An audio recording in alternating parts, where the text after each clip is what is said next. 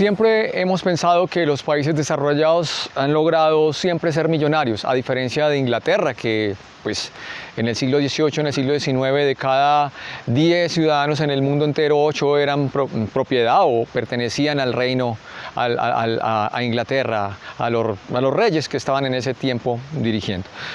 Mi nombre es Humberto Durán, soy administrador de empresas, especialista en la parte de gerencia y marketing, magíster en el área de innovación, autor de 2 libros, Dime cómo piensas y te diré cómo actúas, y de empleado empresario, que lo tenemos aquí. Consultor, emprendedor, asesor de pequeños empresarios, profesor universitario de pregrado y posgrado. Y estoy aquí con ustedes trayendo mis experiencias de lo que encuentro cada vez que asesoro una empresa, de cada vez que llevo a una emprendedora que salga adelante en una universidad, en un municipio, para que no cometamos los mismos errores, para que nuestros negocios sean grandes. Y todas estas herramientas están hechas para que ustedes las puedan utilizar. Ser grande significa pasar una serie de pasos. Y el primer elemento a tener en cuenta es el fracaso. El fracaso es una herramienta para aprender de lo que no se debe hacer. El fracaso debe ser amado, debe ser respetado, debe ser reconocido.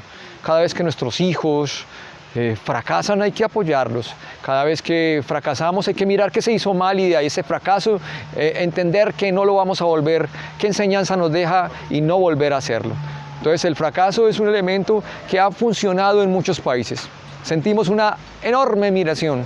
Los latinoamericanos, cada vez que hablamos con alguien, siempre piensa que los canadienses, que los europeos, que son mucho más, que son más altos, que son más inteligentes, etc. No, no necesario, no es cierto. Nosotros tenemos un gran poder, la creatividad. Hay que tener claro que antes de que se descubriera América ya existía, que había un poderío, estaban los incas, estaban los mayas, estaban los aztecas, gente sumamente inteligente.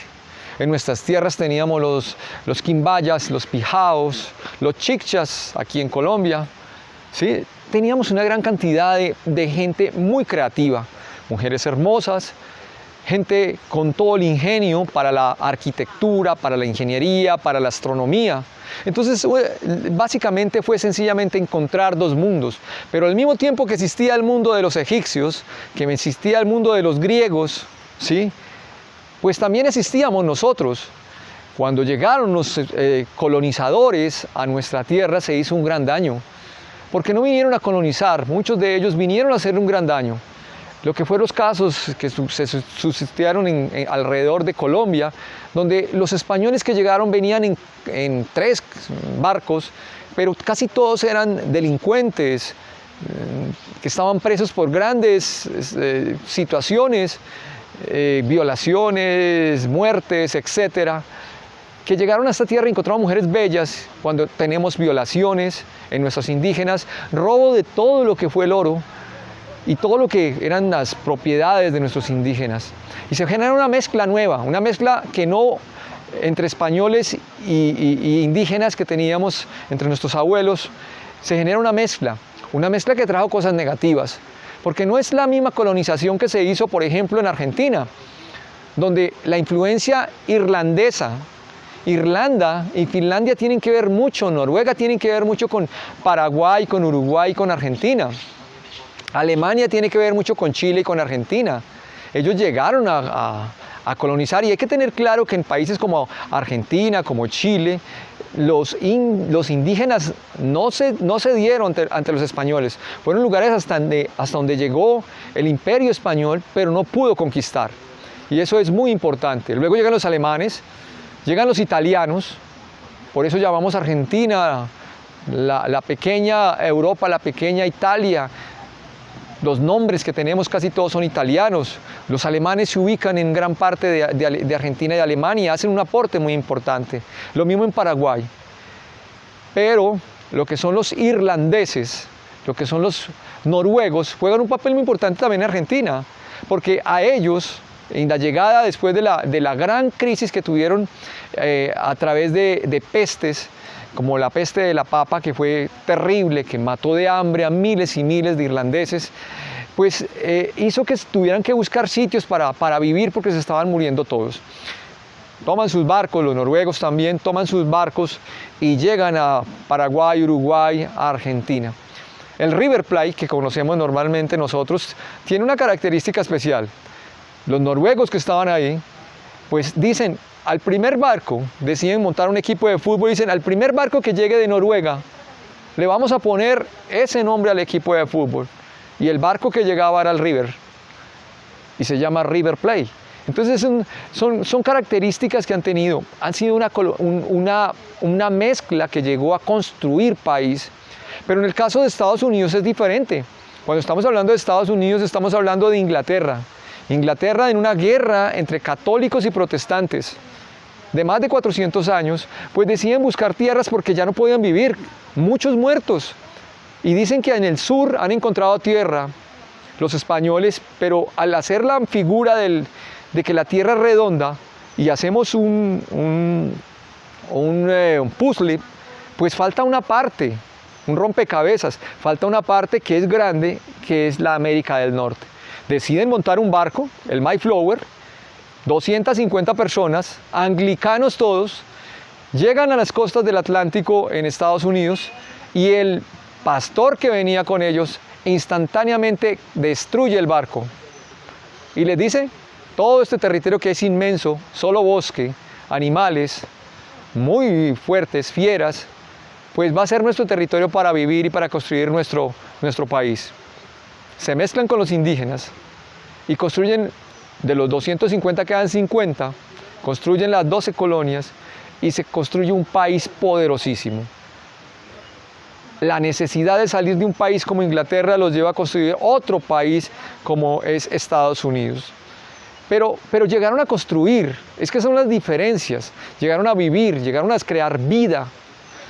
Hoy en el mundo se están dando una serie de manifestaciones sociales que han empezado en Chile, que luego pasaron por Argentina, han estado por Venezuela, ahora están en Colombia, han llegado a Estados Unidos con todo lo que tiene que ver con el racismo y con la posibilidad de libertad o de igualdad más que todo para todas las personas. Y ahora pues estos temas de las estatuas y de todo lo que había han tomado una fuerza muy importante. En los Estados Unidos han sido tumbadas en la gran mayoría a personajes que vinieron en el tiempo en que llegaron los primeros colonizadores ingleses. Aquí en Sudamérica se está ocurriendo, en Colombia, en Cauca, está ocurriendo en varias partes donde hay estatuas que se hacen homenaje a grandes colonizadores españoles que generaron masacres inmensas en nuestros abuelos indígenas. Pero cuando entramos ahí vemos una gran diferencia.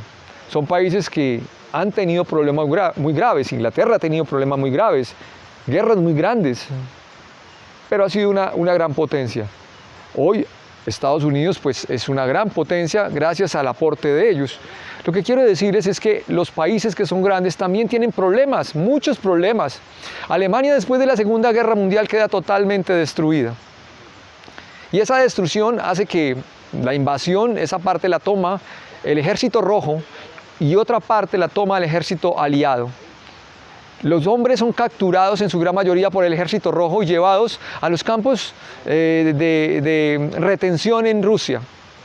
Los pocos que quedan libres se meten en los montes Urales, se esconden.